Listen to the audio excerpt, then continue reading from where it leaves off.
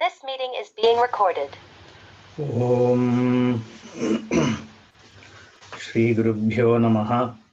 Hari Om Sada Shiva Samarambam Shankaracharya Madhyamam Asmadacharya Paryantam Vande Guru Paramparam Shruti Smriti Purananam Alayam Karunalayam Namami Bhagavatpadam Shankaram Lokashankaram Shankaram Shankaracharyam Keshavam Badarayanam Sutra Bhashya Kritau Vande Bhagavantau Punah Punaha Ishvaro Gururatmeti Murti Bheda Vibhagine Vyomavadvyapta Dehaya Dakshinamurtaye Namaha Ukarasvandhakaro Vairukaraspannivartakaha Andhakara Nirodhitvat Gururithyabhidiyate Om Sahana Bhavatu Sahano Bhunaktu Sahaviryankaravavahi Tejasvinavadhitamastu ma vidvishavai.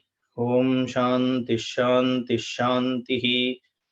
Om Bhadrangarne Vishnuyama Devaha Bhadram Pashyemakshabhiryajatraha Sthirairangai Stuštuvagum Sastanubhi Vishema Devahi Tanjadayuhu Swasti na Indro Vidhashavaha Swasti na Pusha Vishwavedaha Swasti nastarkshyo Arishtanemihi Swasti no Brihaspatiru Dadhatu. Om Shanti Shanti Shantihi. Mandukyamevalam Mumukshunam Vimuktaye.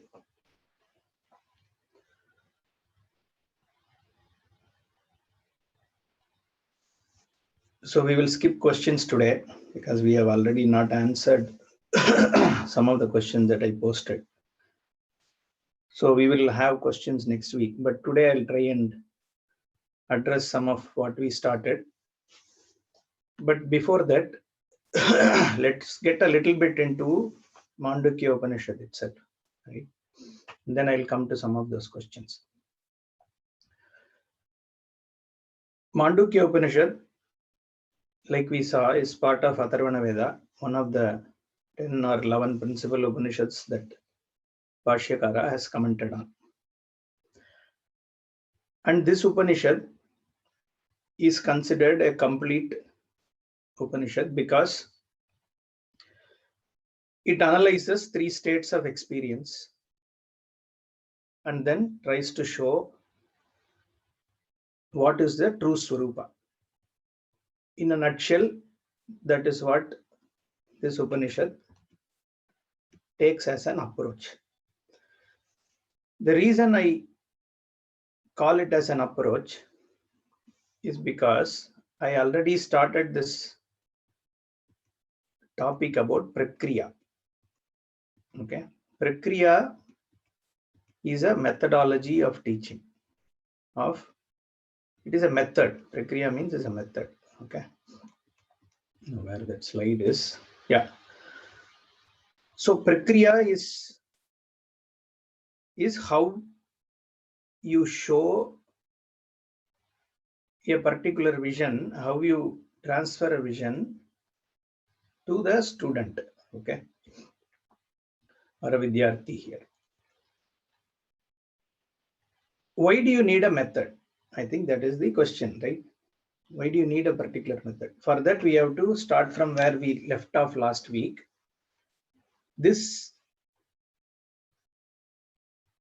jnanam is neither paroksha jnanam nor is it a pratyaksha jnanam.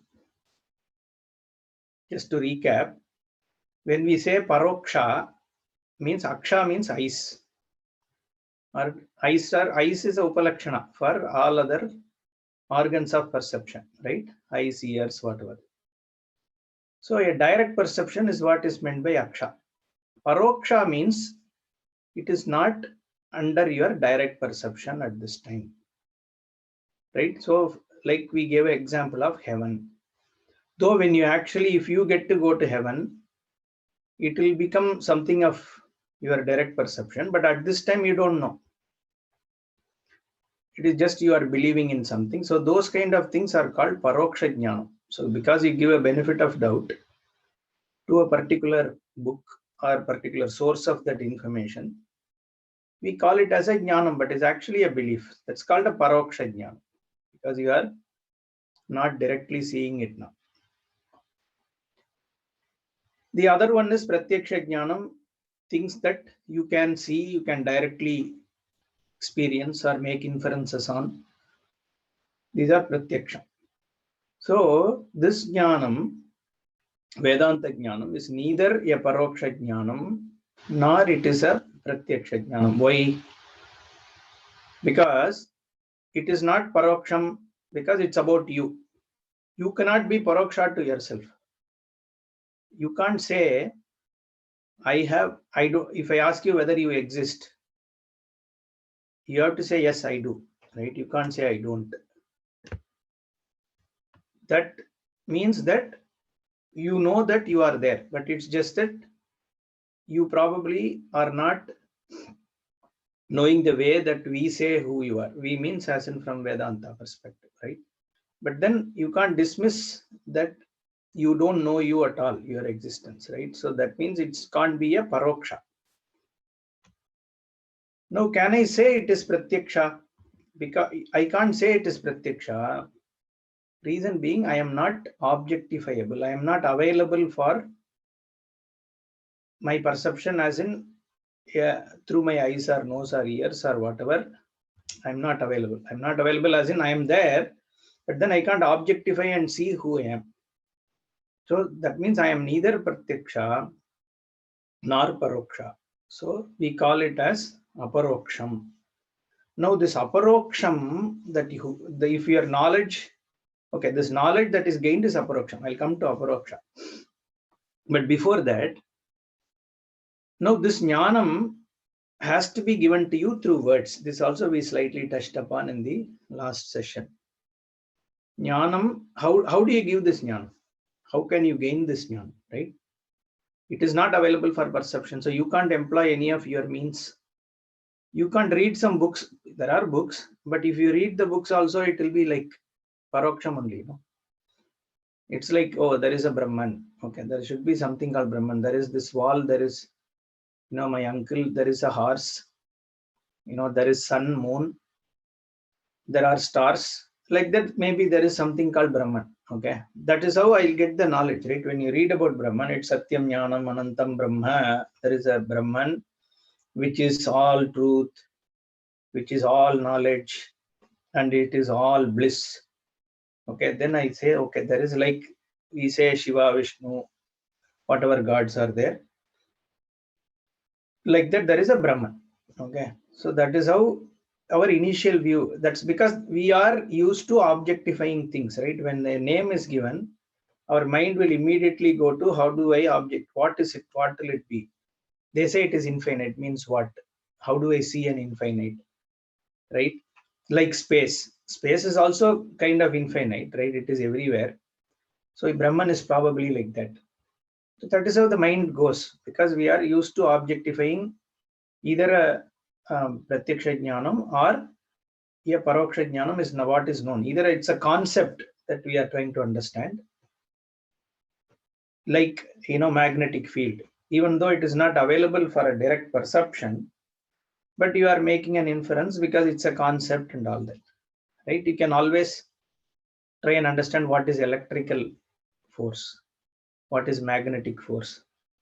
So these are things that, so is it like that? So when you look at Brahman, when you are told this is how Brahman definition is, our mind only gets to think about it like that, because we are used to looking at things in that way. But here, it is not available for objectification. It is not a concept like a magnetic field or anything. It is about you. It is not even about you. It is you. That we are, the Shastra says, is Brahman. And that you is infinite, is everything. When that is said, now your mind, what will you think? I am a limited person. See, you can say, I can become, I am bigger because of my association with humanity. As a human, I am a huge, like that. See, there can be conceptually, you can be big. Okay. Even though, physically you are limited, there could be other ways where you can think that from your thought, you can give you can identify yourself with a larger canvas Then also you can think, okay, I am lost. See, suppose you develop, a generosity to actually do social service for people, right? Then you associate yourself with all living beings. Then you get your ego, comes down and you get a certain largeness, right? So when you say infinite and all, maybe we can think about a largeness in that sense, but in an absolute sense, when we say all that is only you, then the question is, what is this me? Definitely it is not this physical body, nor are these prana or whatever, nor this mind or senses. Nothing is going to be that infinite all. And even if I take myself to be the consciousness sitting in my body, then I need to explain, okay, I am consciousness, fine, but then there is this physical body, there are these senses, there are things outside me, there is earth, moon, stars, whatever. These are all not my consciousness. No, just because I say I am consciousness doesn't mean I am infinite, all encompassing. So this is what we are trying to see what it is. But Vedanta tells that you are indeed all that is here. In fact, there is no Advaita is a word. If I have to translate, it is no. There is no other thing. Period. Right. That is what is it is Eka. In fact, there is no other thing also. That's what I was saying. See, there is only one thing. If I have to say, if there is anywhere, there is no second. So this one or second, two or three doesn't. That number itself doesn't make sense. Right. Only if there is a possibility of second, you can say there is one thing. Right. So you can't say one. If you can't say one, you can't say only. So what it is called, that's why they call it as Vastu, means that is what is to be known. Okay. So now I'll come to Vastu later. It is called, I just thought I'll just quickly touch upon it. We are talking about Prakriya, right? Now, if all that is here is only you, and it is not objectifiable, and it is not a concept where you are trying to read and understand something which is not you, then this jnanam has to be revealed in a different way to you, right? It should be revealable because it is about you. But then at the same time, it can't be that you employ some means of knowledge and you can go and find it. That is not possible. That's why Shankaracharya in one place says, even if you are a great Pandita, you may know all Samskrita and Vyakarana and all this Nyaya and all that, still Swatantaryena Atmanveshanam na kuryat. Just you don't go and try and find out. If you try and, that means when you are already employing a means of knowledge yourself, you have already lost your actual Swarupa in that, because you are assuming yourself to be this entity who is trying to go and look at something. The moment you are looking at something yourself, that means you are only trying to objectify, right? Even if you are reading it, you are trying to get into a concept of what it is trying to tell you. That doesn't work. Okay. That is why, how do you gain the jnanam? Only by shravanam, by listening, exposing yourself to this Vedantic vision.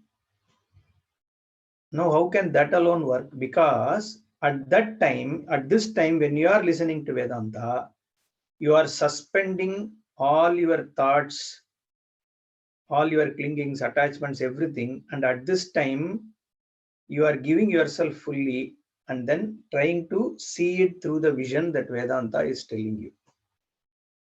Okay, so you suspend yourself for the moment when you are listening this jnanam. You are there available, right, fully. Now that pramana is functioning, right? This vision is being presented. So it's like seeing the mirror. Very simple example is seeing the mirror. When you have to see your own self, your own face, you have to see the mirror. Okay. Now the mirror, even though you are seeing there, but you are only seeing your face. So the mirror is showing you to you. Okay. Vedanta is like that. The words, when you receive the words, because it is about you, then you just see that. Oh yeah. Okay. This is so. That is why it is called a vision. It's the same thing. You are already that, but you are not seeing it that. I don't want to use the word seeing it that way.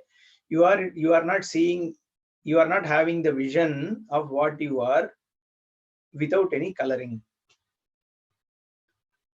Now, for that, if you have to see that, there is a prakriya. It's not only the words, but the words have to be handled. The words have to be handled because the words themselves are not directly giving you the meaning. Okay, if you say Satyam, you will understand it only as truth. Okay, now Vedanta, when it uses Satyam, it uses the truth in a different connotation. Okay, Trikala Abaditam Sat. Yadrupena Yennischitam Tadrupam Navyabhicharati Tat Satyam. Like that, it is called Bhagatyaga Lakshana. Okay, we'll come to all that. One portion of how you understand the word is given up, and another way of looking at the same word is used. To use the same word, okay, see, that is where I was telling you last time, right? You have to, Vedanta has to use words because it's a Shabda Brahmana, but then words already have a meaning in your mind. When I say cow, that word, that sound cow has actually brought an object in your mind. Vagartha viva sampruktav. The vak and artha are already connected. And the sound is the abhidhana, and the abhideya, which is the actual object, because they are tied together, it immediately comes to your mind, correct? It is like Satyam and Mithya. Anyway, so we'll talk about the word as a Satyam Mithya. That is why Vagartha Pratipatye Jagatav Pitara Vande Parvati Parameshwara. Vak is Parvati and the actual object is Parameshwara. One is Satyam, another is Maya. Anyway, so that is how Kalidasa looks at it. Very beautiful, actually. Now, coming to this Prakriya, the word has to reveal something new to you. Not totally new, but something new. So that is why the Vachyartha, the direct meaning of word, is given up. And Lakshyartha is taken.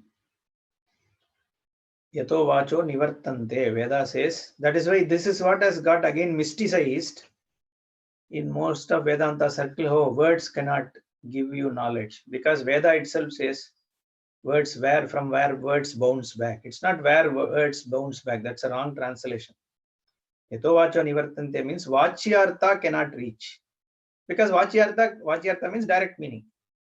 Direct meaning of a word can only reach the object that you already know. A cow word can only reach a cow, right, in your mind. Not some extraterrestrial being, isn't it? So the word has to be used. Words have to be used, but to reveal something new. So you need a methodology on how to communicate using the words as a tool. How does this vision get transferred to the listener? That means it should have been, this vision should have been received by the person who is teaching you, and the vision has to be there. And the person who is teaching should have the vision, not only have the vision, but should be able to use the words as a tool, as a medium, to bring that vision to the person who is listening. So both are necessary. Some people will have vision, but wouldn't have studied Shastra in a structured way. There have been even Mahatmas like that, who are like really Mahajnanis, but at a very early age they would have gained because of whatever Purva Janma and all that. But since in this birth they haven't gone through a structured way of learning, the Sampradaya is not there. They are not able to use proper words to reveal. So everything that they say becomes mystic. You don't understand it properly, but we see them, they are Mahatmas. We don't understand what they say. Again, we give a mysticism, and then what happens? You put their picture at your puja room and do prayer. That's what will happen. I'm not blaming. It is one type of. So that is why asampradayavit murkavat upekshaniyaha is what Shankaracharya says at one place. If there is this prakriya and teaching tradition is not there in that person, even though that person is a jnani, is a Mahatma, but you have to consider that person also as, in this perspective, as ajnani only, in the sense whatever you would accord, right? Whatever is the kind of how you will perceive a jnani who can give you that jnanam is not how you will perceive somebody who doesn't have the sampradaya. Therefore, not only vision should be there in the person who is teaching, but that person should also know how to handle this teaching and how to handle, and the vision also could have been obtained by somebody only if that person also had been a Shrotriya. The person also has done Shravana. So a teacher has been a student at some time. So you have to have exposed yourself to this pramana. Pramana means this means of knowledge,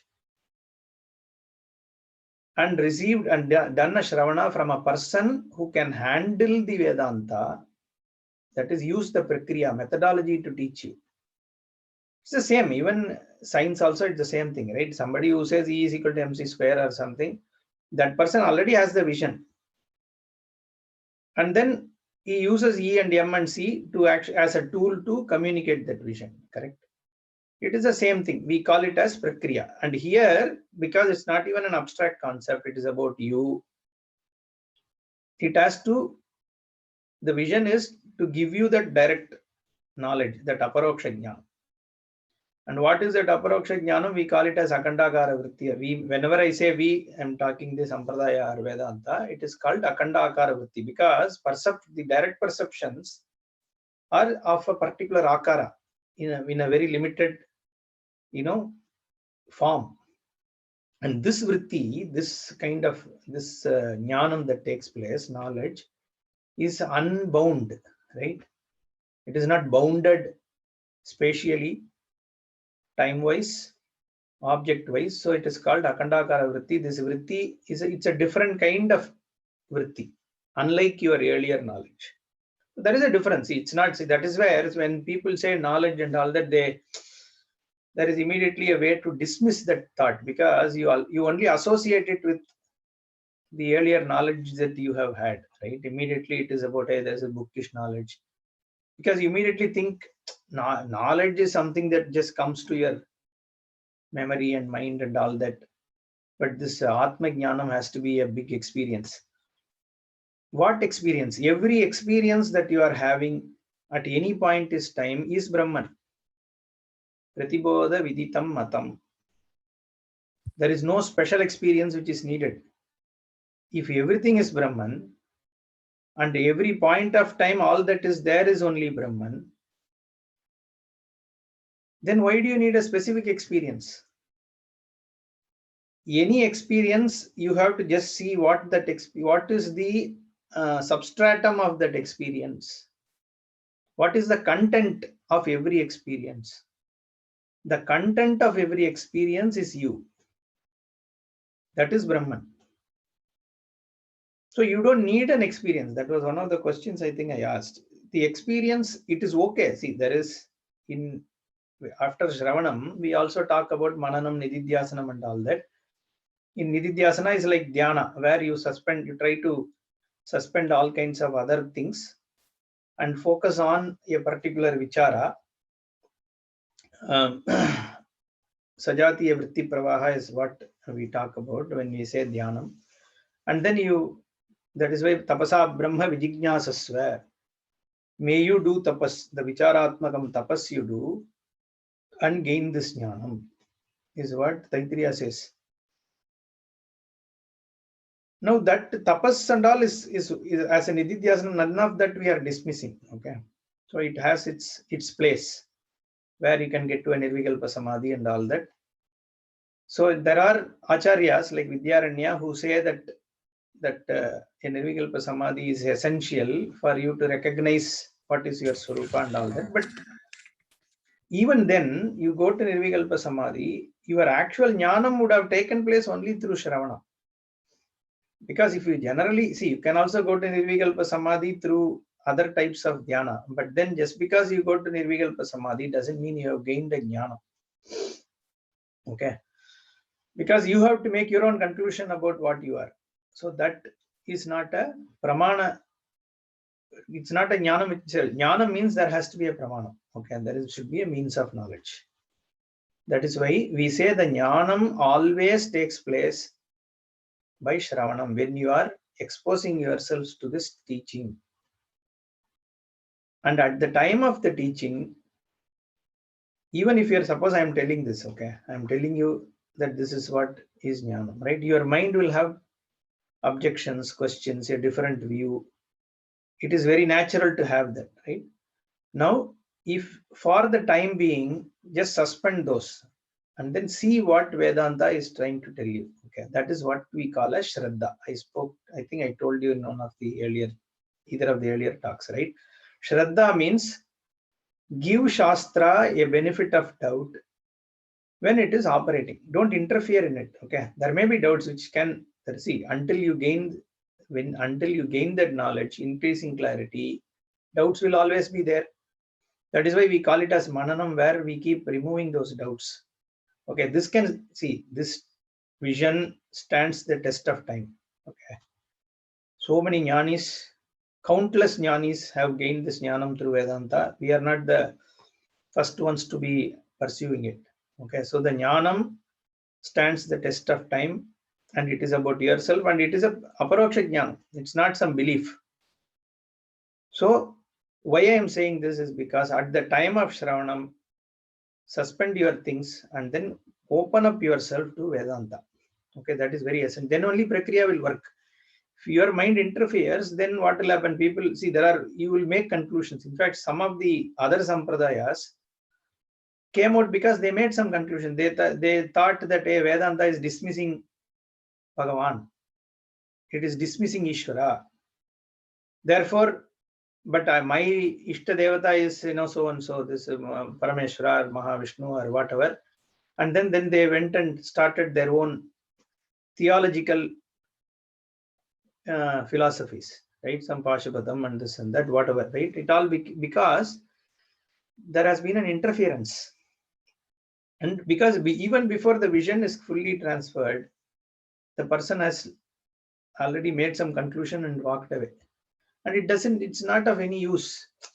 Eventually, if anything other than Veda, this vision, this Vedantic vision of Advaitam is Dvaitam only. If it is Dvaitam, your only moksham that is possible is some going to heaven or whatever. There is nothing else. Only in Advayam, if there is a truth of Advaita, that is the only possible moksha. Anyway, so we'll talk about that later. So this is what is Prakriya. And one of the things that is used in a Prakriya is what is called Adhyaropa Apavada. Okay, which is very essential. Looking at it in a total way, because you are everything is the vision. So if you are everything is the vision, and you start with what? You start with I am a small person. That is where you are right now. But you have to be taken and shown that you are everything. So there is an Adhyaropa which is done, saying, hey, your body, even though it is this much, but look at it in a samashti way, in a totality way. It is part of Stula Prapancha. The body is Annarasamaya. There is a biological, botanical totality, samashti. And your body is nothing but part of it. It is born of food. It is sustained by food. And it also goes back to food. That means your body is part of a food samashti. Now you are looking at it in a totality. But are you the physical body? That is apavada. You are dismissing that. So everything is first made samashti. You are made as in shown to be part, and there is a truth to it, right? So it is one method. It's called adhyaropa apavada.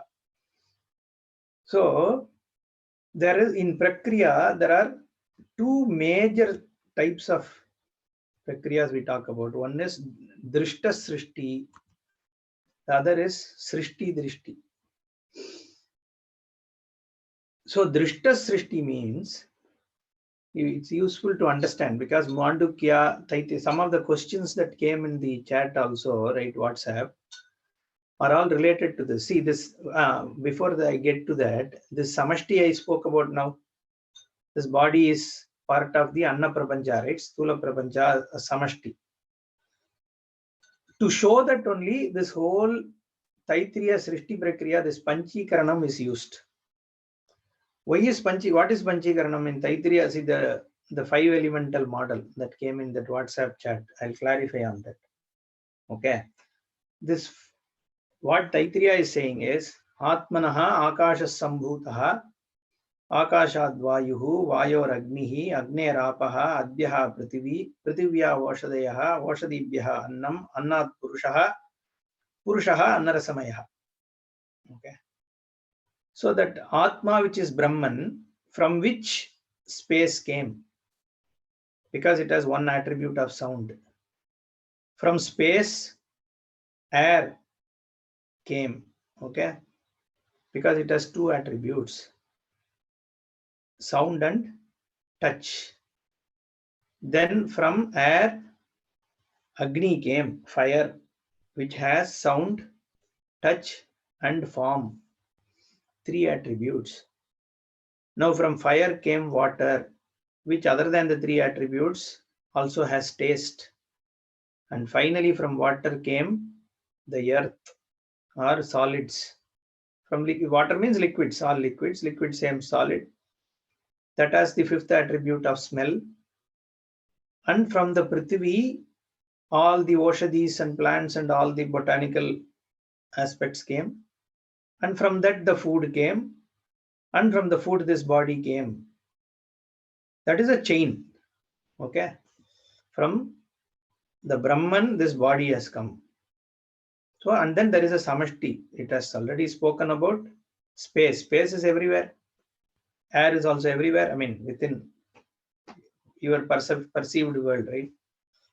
Then heat is everywhere. Fire, liquids are everywhere. So all this Samashti is what is only your physical body. Your body is part of all this. You are not an individual, right? It is part of a big scheme of things. Now, to show that this Panchikaranam is used, this 5 elemental model, these are the 5 elements, right? If you consider space, all kinds of gases, all heat and cold, or whatever fire, temperature and stuff, then you have liquids and solid. If within this thing, everything is, whether you go to Mars or Jupiter or Saturn, it has to be within these 5. So this is 5 elemental model. And these 5 elements is what is this body. Once it is said, then what? You are part of the Samashti. Just a model. Now, we cannot take all this absolute and scientifically go and say, can space lead to air? Can air lead? That's not the point. The point is, look at, this is a vision to show that it's a adhyaropa. It's one of the method. So that is why Panchikaranam means there is this, it's very interesting, right? Panchikaranam or Vidyaranya in Panchadashi speaks about how Panchikaranam happens. Okay, and this is a model. Okay, I don't want to confuse you, but very simply look at it. He says, first Sukshma space is formed. Sukshma means subtle space, subtle air, subtle fire, subtle water, and subtle earth. Then first Sukshma Bhuta is formed. Then only Stula Bhuta are formed. Okay, Stula is gross. gross elements. One are subtle elements, then gross elements. So how is gross elements of space formed? He says half of space is from subtle space and 1/8 of space comprises of subtle air, subtle fire, subtle water, subtle earth. Okay. And that's how this is formed. And then he gives a thing like all subtle space is what creates your indriya, ears, your organs. Okay. Sukshma organs. And then gross creates gross organ and all that. Okay. Karmendriya, Jnanendriya. So it is. So now people go, big onto this and gives formulas. That is not the point. The point here is to show that the Srishti, if you look at Srishti like this, look at space, air being all the elements from which all these are formed, including this body. So it is trying to show that in Samashti, it is all one. Okay, physically it is one. Now look at it as one physical. Look at the whole thing, because there is a truth in it, right? There is a Samashti. You can't dismiss it. No, it's a model. Model is a model to explain something else. The Tatparya is not to show that the solids are formed this way only. Now you can't go and do some chemical research to establish it. That is not the intent of Shruti. Okay. So we need to understand that. That's why this Panchikaranam, Trivritkaranam and all that, we can't get too hung about on what is the mechanics behind it. That's okay. I mean, if somebody from a thesis perspective wants to do, that's okay. But the vision is to understand what is the intent here, not to understand how Srishti is formed, right? That is not the intent of Vedanta. The Tatparya is to show what is the truth. As such, you can have 100 theories of how Srishti happened, right? You can talk about Big Bang, you can talk, but I mean, there's not going to be any final word on these things. Like I said, any knowledge, I think I told in the first session, every knowledge is limited. Human beings, we can continue to keep investigating, we'll keep on going. That is how it is. Thousands of years of research also, it will keep taking you. Because that is how Maya is. Mama Maya Duratyaya. This is what Bhagavan says in Gita. You can keep on trying to figure out whether it is about psychology, it is about botany or zoology, it will keep going. It is not going to stop. Because that is Maya only. So the only thing where there is a final word is the Vedantic vision, because there is nothing underneath it. It is the final. It's a substratum. That is why Bhasma. Bhasma is a upalakshana for it. What we have, right? Because it is a substratum. When you have burnt everything, after a solid becomes a black ash, you further burn it, it becomes white ash. And you continue to keep burning it, it will remain as white ash.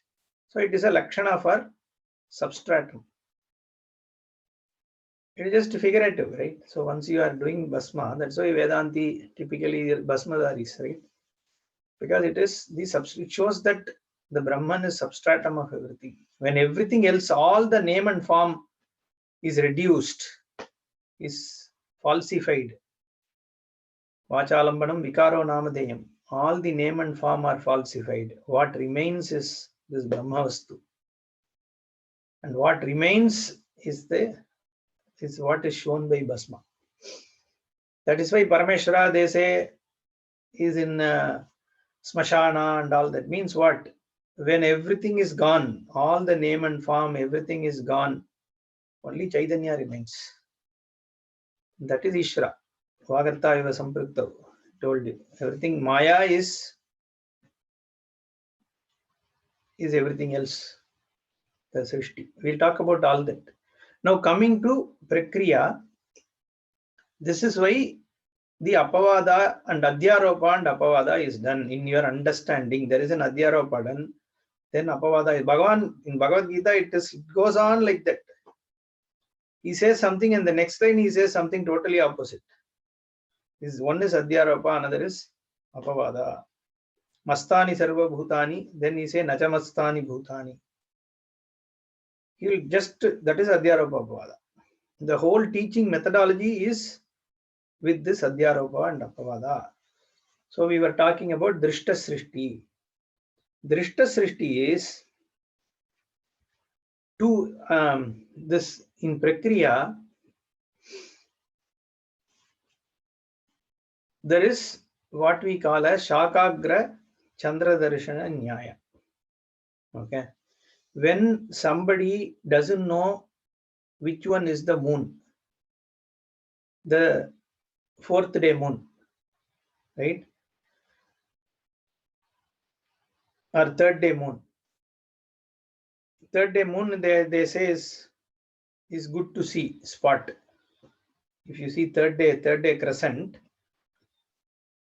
it is generally said it is a good thing. So somebody wants to see what is the third day, because full moon anybody can see, right? You don't have to show him. Suppose somebody doesn't see the crescent, third day crescent, because it is very thin, and you have to show that person which is that crescent moon, right? Because there are so many stars, and where is that crescent? I'm not seeing. Now you try to show that person, hey, it is there, but he's saying, no, where? I can't see it. Okay. Then what do? You tell him, hey, you see that mango tree there? Yeah. In that mango tree, you see the fourth branch? Yeah, I see that. So, and then you see the third fork? Yeah, I see. Now, in between those two branches, what you see is the crescent. This is called Shakagra Chandra Darshana Nyaya, because you use the tree. Even though the tree has nothing to do with the moon, but for the person who can only see the tree now, the tree becomes important to take him to the moon. That is exactly the Srishta Drishti methodology. You have a world of experience. Whether it is Maya, Mithya, whatever, this is your experience. I see air, space, fire.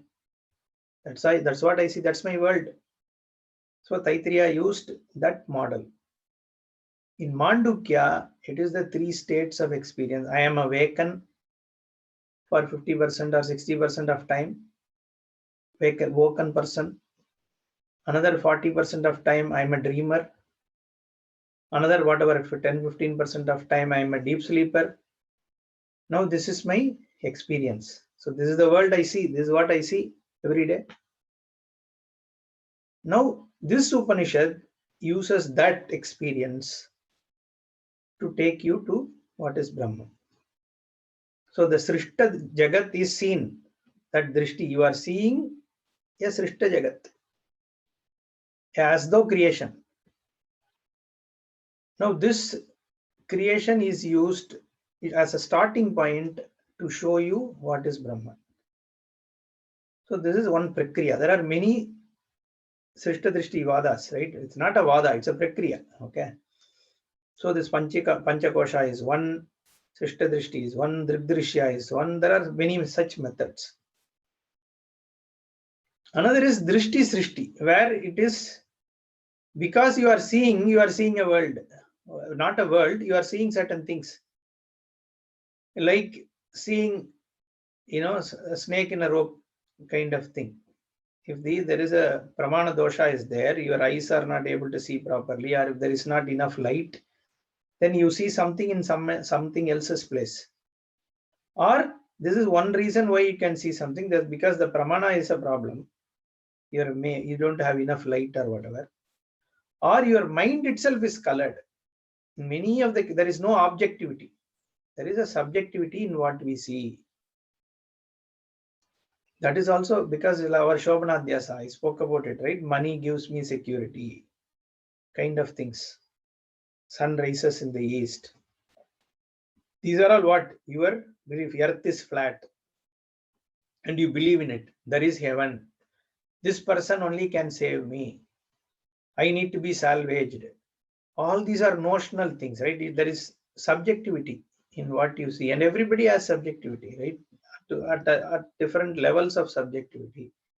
So removing that subjectivity and bringing in more objectivity, right, is what Shastra is trying to do as a first step. And that only will remove, a lot of your side. We spoke about emotional problem, bloated ego, and all that last session also.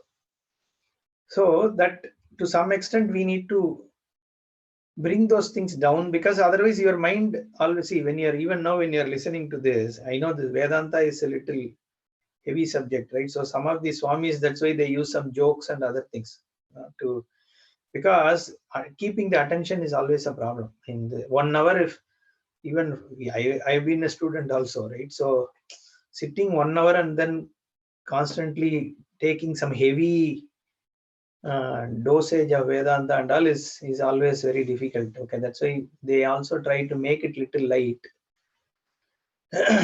So what happens? It is very difficult to keep that attention for a stretch of time. So anyway, so I little lost my thoughts here. So Srishti, I was talking about Drishti Srishti, right? There is always subjectivity. Okay, subjectivity, and we were talking about ego reduction and stuff like this. So there will be obstructions. Okay, because your mind is not calm enough to first listen, then, and there is also interference in assimilating this knowledge. Okay, because we have our own emotions. See, everybody has there are different reasons, right? Why people, though they come to Vedanta, they listen to it for some time. One is there is no perseverance to know. So after some time they feel, oh, I'm not able to understand. So what shall I do? This maybe it doesn't work for me. Okay, maybe this is Jnana Yoga. So people go, right? Or there could be other reasons, right? There is, like I said, some people may get emotionally disturbed because this seems to say that Ishvara is not there, or Bhagavan. They assume. That's what they assume. But Samashti as Ishvara is what we talk about, right? See, when we say Paramartha Satyam, there is only one. There is no Pramata. Jiva itself is not there. So if there is no Jiva, then where is Ishvara? That is a different level. It is about Paramarthika Satyam. So we don't say Ishvara is not there. Ishvara's truth is also Brahman. Jiva's truth is also Brahman. Jagat truth is also Brahman. At truth level, Swarupa level, it is Brahman. But with reference to this Jiva, the Pramata, there is Ishvara. So these are two planes of reality. We need to understand that. So there is no dismissing. But people think that they dismiss. They say Shankaracharya is he's a Mayavadi. Okay. And all that. Okay. Shankara doesn't talk about Maya. He's only Brahmavadi. Okay. There is no Maya is not at all our. When we say that, when there is no Paramarthika Satyatvam of Jagat, where is the question of Maya? Okay. So we say there is nothing, the Vedanta says there is nothing other, and it's not Shankara, right? Shankara is a link to the tradition. That's all. He's a Bhashyakara. He also learned from Govinda Bhagavad-pada, right? And who learned from Gaudapada, who is said to be the one who wrote this Mandukya Karika. Now he is also Sampradaya with only. He also is part of the Sampradaya. We give him a special status because he did Bhashya. Because he links us to that Sampradaya, because he's the one who put it down, which is available now. But he also talks about certain other vrittis and things before him. So it is important that we are available for this knowledge. We are able to persevere until we gain that clarity. So a lot of these disturbances can come. So all that is because of subjectivity, our own emotional attachment, clingings, and all that. So that is all Drishta Srishti. Drishti Srishti. Okay, I see because it is so that it is there. Okay, so that also they talk about to show what is the truth of it. Okay, so these are two vadas that is used. Now those are Prakriya. So there are different type of Prakriyas which are used to show what is Brahman. So now we have 10 minutes. Let me go to some of the questions that we wanted to address. So we already covered Pramana. Okay, so this Anubhava and experience. Okay, see, we need to have manana. Many of the people will need to have manana nididhyasana after Shravanam. Okay, Shravanam is exposing yourself to the Vedanta Jnana. But once you have done Shravanam, you have to be on it, right? It has to be available to you always. So even though you have the Jnanam, if it is not available to you all the time, that means you are not in it fully, right? That is the difference between Jivan Mukta and Videha Mukti we talk about. Okay. So the Nishta has to be there. Brahmanishtam, we say. If the Nishta has to come, then you need to do Manana Nididhyasana, because there could be Swabhavika Pravritti, the habitual things. If they have to go, you need to do Nididhyasana. So you need to do that Dhyanam, you need to do Samadhi and all that. We are not dismissing it. But to gain the Jnanam, Shravana alone is the means to know. Okay, because the reason we have to establish and emphasize this is because otherwise you are always looking only for experience. Your mind, because our mind is like that. We have been used to experience. Oh, this Satyam Jnanam Anantam, Satchit Anandam, Brahman is bliss. So when can I experience that bliss? So that will be your, because somebody also wrote in WhatsApp, right? The moment we say happiness, it is like noise, right? Because it's a corrupted word. The moment, because we only talk about Vishaya Sukha all the time. I go and experience happiness. Here we are talking Swarupa Sukha. Swarupa itself is Sukha Swarupa. There is no Dukkha in your Swarupa. Okay, that is the happiness. So the word happiness, see, we use the happiness to Abhimukhi Karanam is what we call. Okay, they use the word to bring attention, make the people look at it. So for making the people look at it, you give certain things which are highlights of it, right? So it's very natural. It's a marketing technically, right? So the Ananda is used not to, it's a way to say, hey, Dukkha Nivritti is here, right? If you say Dukkha Nivritti, it is one way. But if you have to give a positive connotation, we say, yes, the source of the happiness is you. Means what? All Dukkha are superimposed. Your essence is that you are a happy being, not even a being, you are a happy self. Okay. So that is why that word is used. But then it's not for you to seek an experience. Okay. So this experience seeking, let's set aside. The essence of all experience is what you are, that is Brahman. Okay. So there is no need to have an additional experience for this jnanam to take place. Analyzing essence of all experiences that you have is what is this jnana. Okay. Now, if jnanam is what is the moksha, then there can't be many paths, right? What path? There is nowhere to go. Wherever you are Brahman.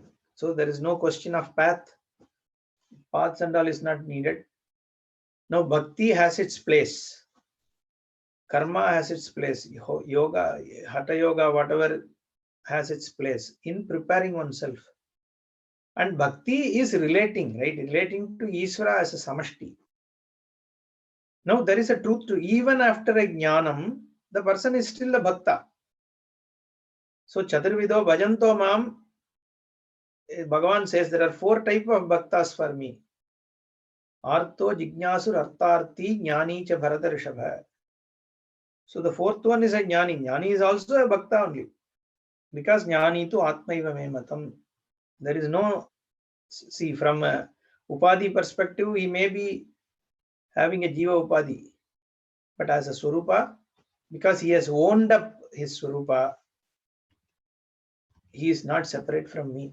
Because my Swarupa and his Swarupa is same. Because in Kshetrajnam Chapimam Vidhi Sarva Kshetreshu Bharata.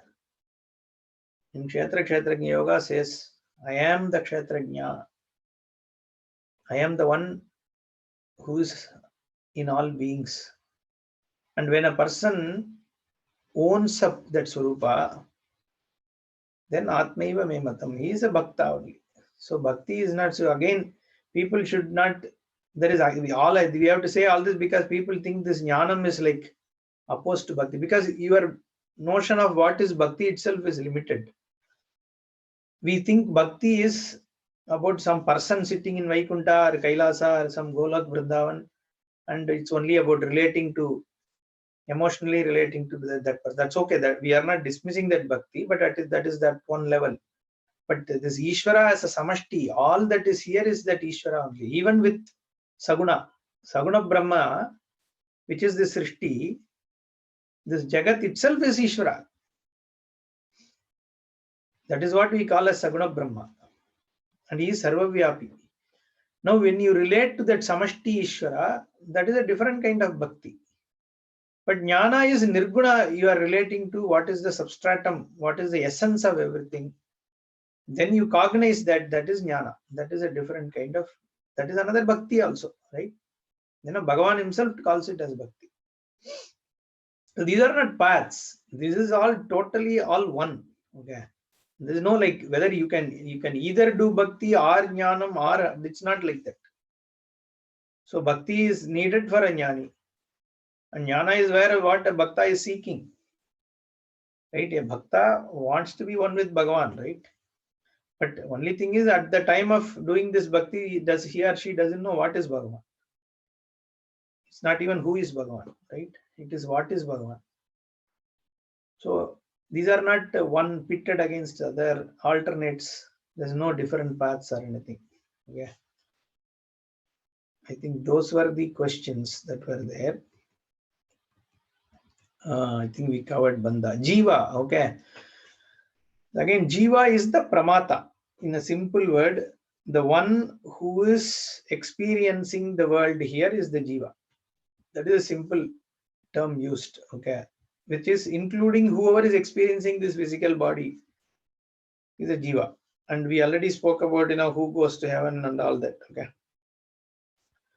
Is Jiva the subtle body that we saw? Okay, they're all theories. Okay, Panchabhuta we touched upon here.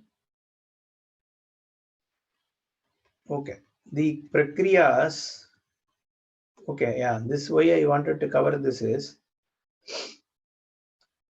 even this Sukshma Sharira, the Panchabhuta and the Panchakosha Prakriya, all that is Prakriya, okay, methodology. And there are also other, I'll just quickly cover these today because I'm talking about Prakriya. We won't go into all, these are, larger Vedanta, broader Vedanta things, which we don't have to cover for each particular Upanishad, but because we are talking about Prakriya as a whole, I'll cover a little bit. But with this, I think we would have done with the basic introduction. So there is this Avacchinnavada. Then we have Pratibindavada and Abhasavada and all that. Somebody was talking about Chidabhasa and all that in the WhatsApp chat. That's why I thought I'll introduce this. So again, I just took some of these diagrams from the net. It's okay to look at it like this, but I'll tell you what the purpose. Again, this is about the Prakriyas, right? So a model is needed to make people understand, okay, at least to start with, like the Shaka Chandra Nyaya that we spoke about. It is always easier for people to use a particular model to gain an understanding, right? Because of that, some models are used. The question generally is, hey, Jiva is also consciousness, Brahman is also consciousness, then what is this body? Then what is this earth and all that which is there? Then there is sun. So there's all these things which are there in the world that I experience. So how the consciousness that is there in my body is limited by this physical body. But then you say all that is here is Brahman, one Chaitanya Vastu and all that. So for that, a model, typically there are 2 or 3 models which are spoken about just to make people understand how this is. And this is one Pratibimbavada. They say if there is one consciousness, but it is constrained by your upadhi. Like the same sun is reflected in different parts of water, right? It's the one sun only. It is seen as many because there are many parts. Like that, each body has a Chaitanya Pratibimba and all that. Okay, so this is one method. Now the problem with that is this kind of models is if you fully focus on a concept like this and you think everything in these terms, then you have to attribute a certain reality to the pot. You have to attribute a certain reality to the water. In fact, if you look at this model, your mind will think that it is actually the pot and water which is more real than the reflected sun. Okay. Now, how do you solve these kind of questions, right? So that is where some of these models also, Puji Swamiji wasn't very particular in emphasizing these models because it creates some notion issues. So it is better to just stick to the Prakriya that Vedanta uses, right? Vedanta uses its own a holistic Prakriya. Okay, we will see that. I think we are at time now. So even Mandukya, the Shruti has its own method to show. Okay, the three states of experience, it beautifully takes it and shows it. And the Karikakara also does an independent exposition of it. So that is good enough to actually understand. So you don't need all this Pratibhimbavada and Avachedavada and all that, because these were brought in by the other people later. Even this Panchikaranam, in the way I described today, was done, I think, more by Vidyaranya. I don't think Upanishads directly talk about the subtle elements, gross elements and all that. Just a model. Some of the teachers, they tried to bring in some models to make their students understand. But the problem with that is now we are getting too academic about understanding those things, which actually is counterproductive to the whole Vedanta methodology itself.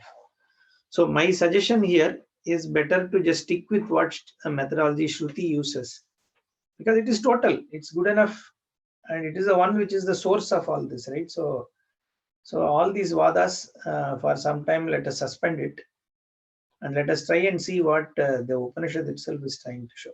Okay. So we'll see you in the next class. Om Purnamadah Purnamidam Purnat Purnamudachyate Purnasya Purnamadaya Purnamevavasishyate. Om Shanti Shanti Shanti. Harihi Om Shri Gurubhyo Namaha. Harihi Om.